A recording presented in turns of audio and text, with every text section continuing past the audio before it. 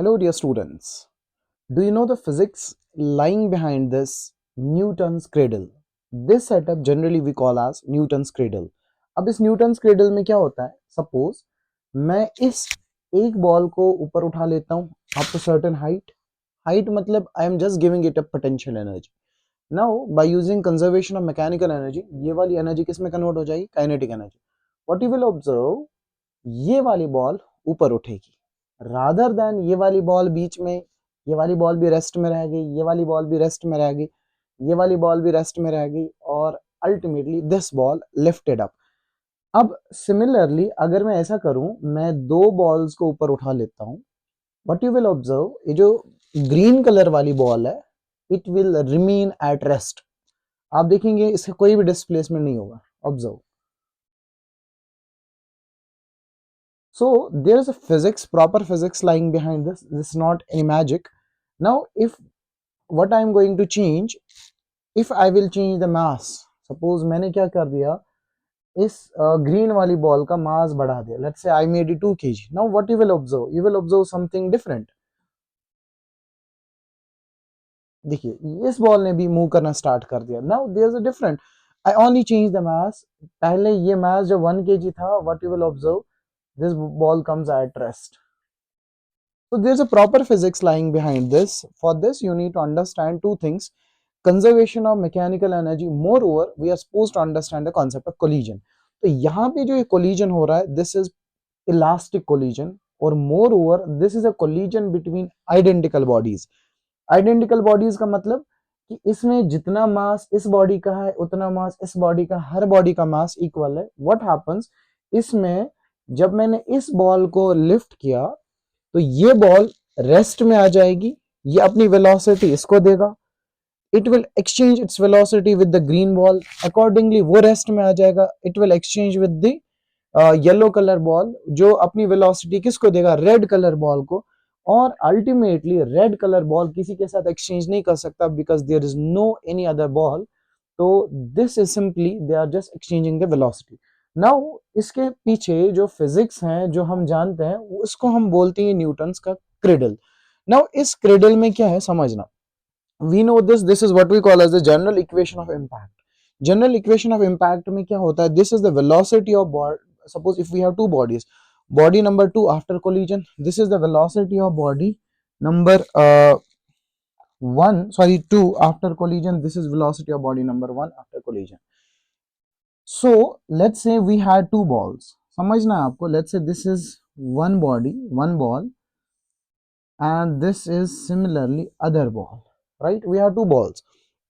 इसका मास m है, इसका भी मास m है. इनिशियली आपने इसको लिफ्ट किया, you gave it some velocity. So this ball was at rest. What does that mean? Let's say this is ball number 1 and this is ball number 2. This was at rest. इसका मतलब इसकी initial velocity zero होगी. Now इसकी initial velocity zero है, but इसकी initial velocity हमने दी है. We raise it, we gave it potential energy that will get converted into kinetic energy. Now ये वाली बॉल क्यों रेस्ट में आ जाएगी? That is what we have to understand.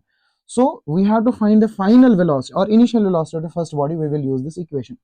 Collision elastic है. देखिए ये कंडीशन होने के लिए पहली चीज क्या है? कोलिजन जो होना चाहिए, कोलिजन जो होना चाहिए that should be elastic. Elastic collision we know, detail में डिस्कस किया हुआ है, मोर जिसका ई कोफिशिएंट ऑफ रेस्टिट्यूशन 1 होता है. दूसरी चीज जो बॉल्स होनी चाहिए ना, the balls should be identical, या ऑब्जेक्ट जो होने चाहिए आइडेंटिकल. आइडेंटिकल मतलब दे शुड हैव इक्वल मास. अब इनका इक्वल मास है. अब जब मैंने इस बॉडी को रेज किया, व्हाट विल हैपन? ऑब्जर्व करना. ये वाली ब्लॉक जो है ना, फर्स्ट वाली, या इसको हम नाम दे देंगे फर्स्ट, इसको नाम दे देंगे सेकंड. तो ये वाली ब्लॉक ऑलरेडी रेस्ट में था. रेस्ट में इन द सेंस इसकी इनिशियल वेलोसिटी जीरो थी. तो अब इसकी इनिशियल वेलोसिटी जीरो है. Now I have to check what will be its velocity after collision. Collision के बाद इसकी वेलोसिटी कितनी होगी? So I will find use this simple equation v2.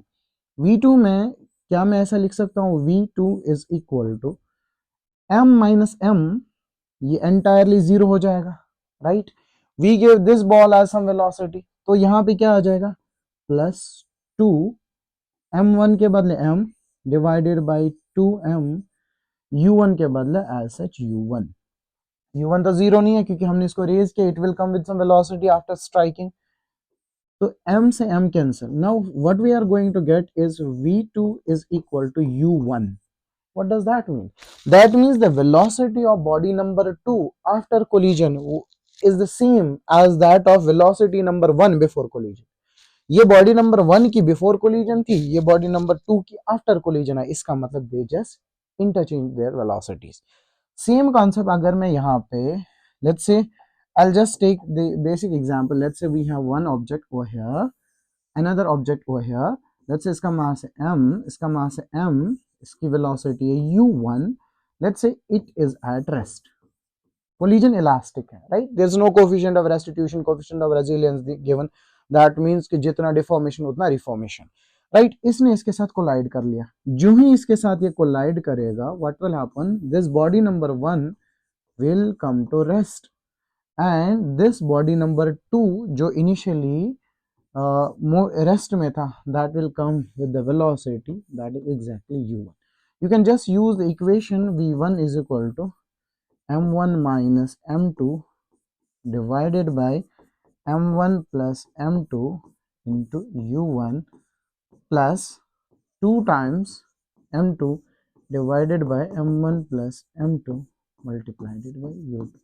Simply using this equation, or you can use the m2. So this is the simple physics lying behind this Newton's credo. Thank you.